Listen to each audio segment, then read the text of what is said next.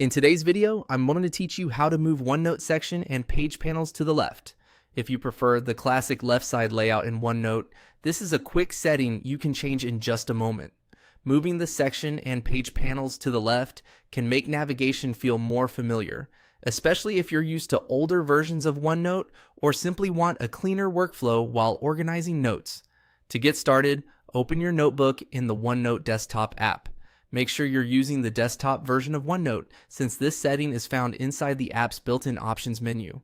Once your notebook is open, give it a second so everything loads properly and you can clearly see the top menu bar. Next, go to the top left corner of the window and click File. This will open the Backstage menu where OneNote keeps many of its general settings and account-related controls. If you don't usually visit this area, don't worry. It's a normal part of customizing how the app looks and behaves. From there, look down toward the bottom left corner and click Options.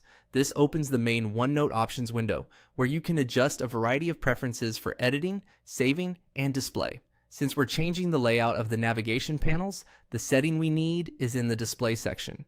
Once the Options window appears, click Display. This section controls the visual layout of certain elements in OneNote, so this is where you'll find the setting that changes the position of your page tabs. Now, look for the option labeled Page Tabs appear on the left, and check the box next to it. This tells OneNote to move the page panel to the left side of the screen. Depending on your version of OneNote, this may also make the overall notebook navigation feel more compact and easier to scan from top to bottom. It's a simple change, but for many people it makes a big difference in usability.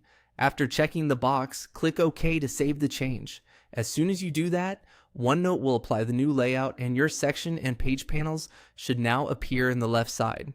That's all it takes. If the layout doesn't update right away, try clicking into another section or page, or briefly resizing the window. But in most cases, the change happens immediately.